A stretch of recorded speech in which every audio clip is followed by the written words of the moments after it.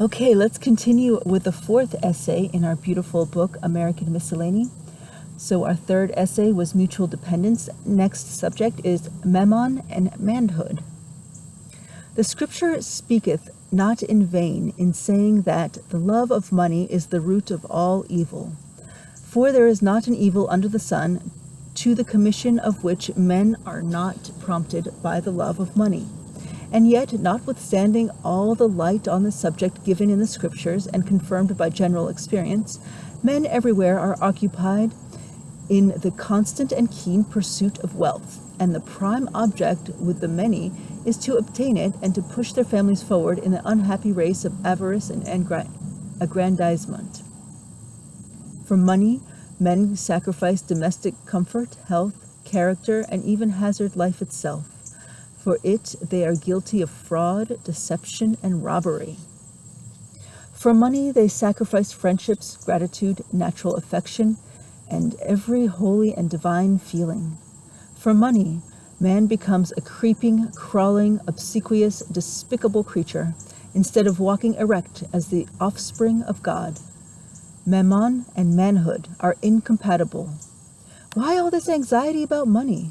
Why this constant fever, this pushing and driving in order to obtain it? Even because men form a false estimate of life and its elements. A man's life consisteth not in the abundance of the things which he possesseth.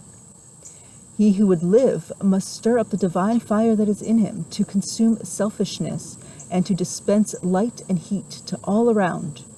Money he may seek in moderation as a means, not as an end. And in order to preserve his manhood, he must learn to practice self-denial and economy, and be contented with small things. Above all, he must remember that God has set honor upon labor by appointing man to live by labor. Labor is truly honorable, and however mean the occupation may be, if honest, it is never disgraceful.